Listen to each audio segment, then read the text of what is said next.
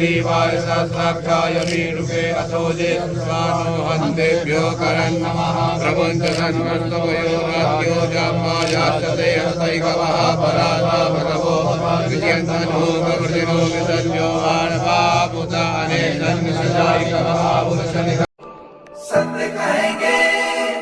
सत्य लिखेंगे, सत्य चलेंगे। निरंजन पीठाधीश्वर श्री श्री 1008 आचार्य महामंडलेश्वर स्वामी कैलाशानंद गिरी जी महाराज आज एक इनॉग्रेशन सेरेमनी में यहाँ पर कटरा में आए हुए हैं। और नंद बाबा आश्रम आपको बताते चलें कि विलेज डटूरा पैंथल कटरा में ये यहाँ पर एक मेडिटेशन सेंटर की यहाँ पर स्थापना की गई है, जिसकी इनॉग्रेशन करने यहाँ पर आए हुए हैं। यहाँ पर एक्स सरपंच और स्थानीय निवासी श्याम सिंह जी हमारे साथ मौजूद हैं। इनसे पूछेंगे कि ये जो आज यहाँ पर कटरा में एक अपने आप में एक पहली व्यवस्था यहाँ पर ये बनाई गई है मेडिटेशन में इस प्रकार की, क्या कहेंगे श्याम जी? ये कि ये पहली अपने आप में एक व्यवस्था यहाँ पर बनाई गई है कटरा से तकरीबन 3 किलोमीटर दूर, और बहुत ही बढ़िया और शांत वातावरण है यहाँ पर, क्या कहेंगे? सुशील जी, जय माता दी।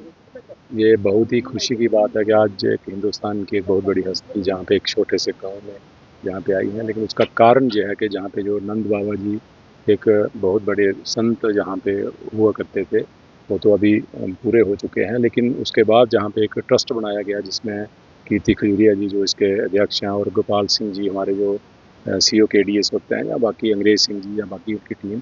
ये उस ट्रस्ट ने यहाँ पे काफ़ी मेहनत करके 1-2 साल के अंदर ही यहाँ पे काफ़ी डेवलपमेंट करवाई है। और ये जो आज देख रहे हो जो जितना भी यहाँ पे ये इलाका डेवलप हुआ है ये उन्हीं की मेहनत के कारण हुआ है। तो हम भी बीच बीच में जहाँ पे आते रहते हैं काफ़ी आनंद आता है, क्योंकि एक जंगल में इतनी अच्छी जगह जहाँ पे थी, एनवायरनमेंट भी बहुत अच्छा है जहाँ पे, लेकिन उसको डेवलप करके बड़ा अच्छा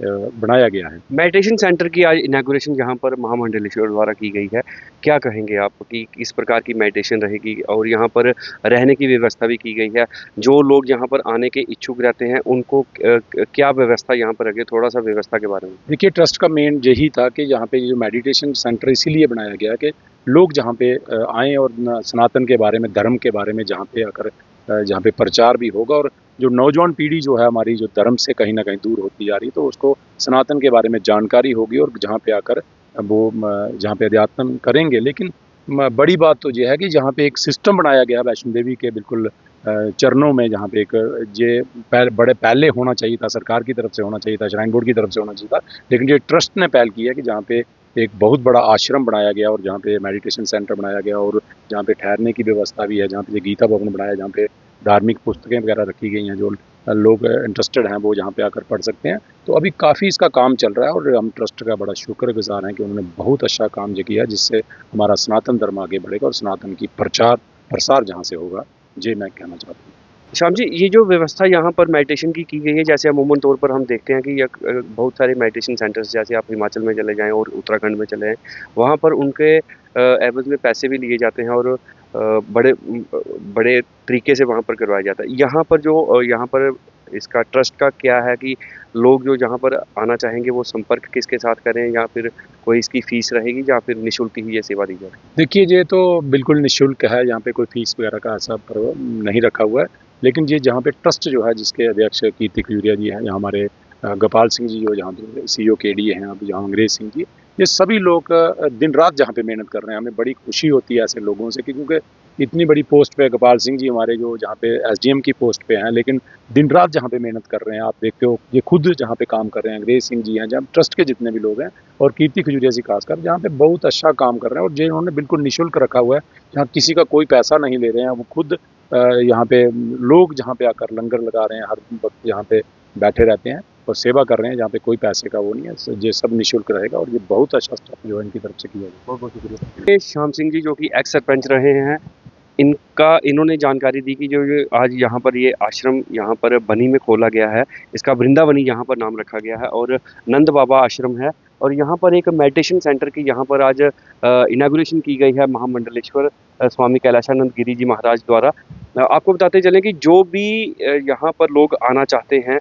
यहाँ पर मेडिटेशन करना चाहते हैं, उनके लिए यहाँ पर जो व्यवस्था है वो बिल्कुल ही निःशुल्क रखी गई है। वो यहाँ पर कटरा में जो CO KD हैं उनके साथ संपर्क कर सकते हैं, श्याम सिंह जी के साथ संपर्क कर सकते हैं, हमारे साथ संपर्क कर सकते हैं, और आप यहाँ पर मेडिटेशन आकर कर सकते हैं, आध्यात्मिक अध्यात्म की ओर आप जा सकते हैं। आध्यात्मिक पुस्तकें यहाँ पर आप पढ़ सकते हैं और एक आध्यात्मिक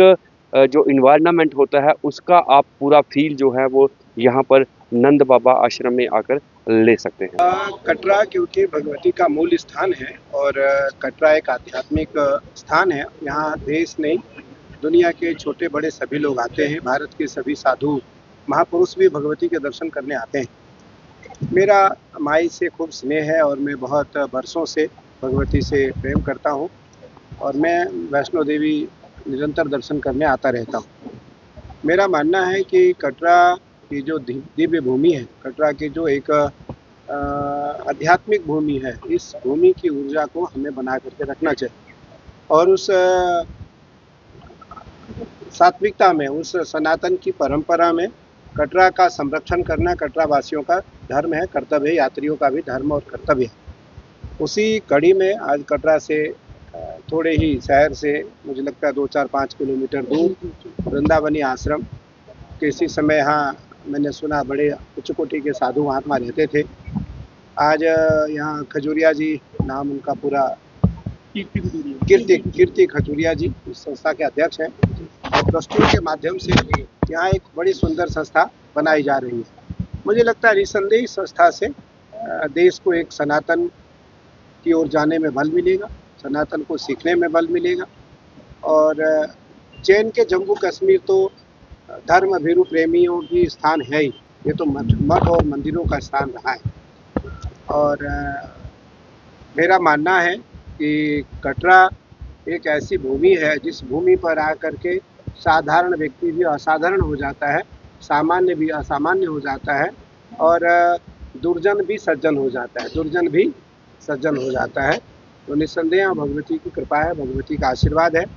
और उसको बना करके रखना हम सभी लोगों का दायित्व भी है, कर्तव्य भी। दुनिया के सभी लोगों ने कुंभ को देखा। कुंभ में लगभग हम सब कुंभ में 40-50 दिन 2 महीने के आसपास कुंभ में रहे। जिस प्रकार वहाँ छोटे बड़े लोगों का आवागमन हुआ, मुझे लगता है उसको ध्यान में रखते हुए कटरा की भी व्यवस्था, कटरा की गरिमा, वैष्णो देवी की गरिमा का ध्यान में रखते हुए सरकार को, क्योंकि यहाँ जो इस समय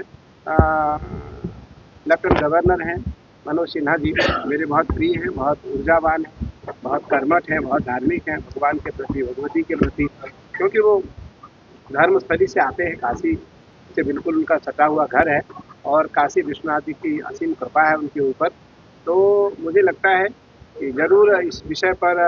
गहन चर्चा हो रही होगी और अगर मेरी इस विषय पर वार्ता हुई तो मैं भी इस विषय को रखूँगा। जहाँ तक ध्यान रहे कि जो आवागमन करने वाले यात्री हैं, जो वैष्णो देवी जाने वाले लोग हैं, वो निस्संदेह पैदल जाते हैं, लेकिन भौतिक ज़माने में, भौतिक युग में सुख और सुविधा जिस प्रकार से समय लोगों का कम होता है उसको भी ध्यान में रखा जाए और यात्रियों की सुविधाओं को भी ध्यान में रखा जाए, कटरा वासियों का भी ध्यान में रखा जाए, जिससे कि यहाँ के जितने व्यवसाय हैं, घोड़ा है, खच्चर है, पालकी उनको भी ध्यान में रखें हम, क्योंकि उनके द्वारा बहुत समय से यहाँ की व्यवस्था चली आ रही है। लेकिन वर्तमान में आज वैष्णो देवी आने वाले लोगों की जो संख्या है वो दिनों दिन बहुत बढ़ रही है। कश्मीर जो है, जम्मू कश्मीर, मुझे लगता है इस पृथ्वी का जिस प्रकार उत्तराखंड हमारा स्वर्ग है, हिमाचल हमारा देवभूमि स्वर्ग है, उसी प्रकार यह जम्मू कश्मीर भी स्वर्ग से कम नहीं है। और आने वाले समय में हम सभी लोग चाहेंगे कि हमारा मठ मंदिर कश्मीर में स्थापित हो, हम सभी अपने मठ मंदिरों की स्थापना करें, बड़े बड़े गुरुकुल और धर्म संस्थान बनाएं और हजारों करोड़ों लाखों लोग जो कश्मीर के धर्म भीरू लोग हैं, सनातनी लोग हैं, क्योंकि आज भी जब हरिद्वार में हमारा बैसाखी होता है, हरिद्वार में हमारे कभी महाकुंभ लगते हैं, तो अधिकतर जम्मू कश्मीर और पंजाब के लोग होते हैं। तो जम्मू कश्मीर में आज भी सनातन को मानने वाले असंख्य लोग हैं और उनके मन में जो पीड़ा है कि यहाँ से मठ मंदिर क्यों हट गया, यहाँ से सनातन की जो धर्म प्रचार परंपरा थी उसमें कमी क्यों आई, मुझे लगता है उसमें वृद्धि होगी और बहुत शीघ्र देश के सभी बड़े साधु कश्मीर की ओर प्रस्थान करेंगे, कश्मीर की ओर हम सभी आएंगे और हमारा मठ मंदिर यहाँ स्थापित होगा और हम अपने मठ मंदिरों की स्थापना करके धर्म की स्थापना के लिए यहाँ कार्य करेंगे।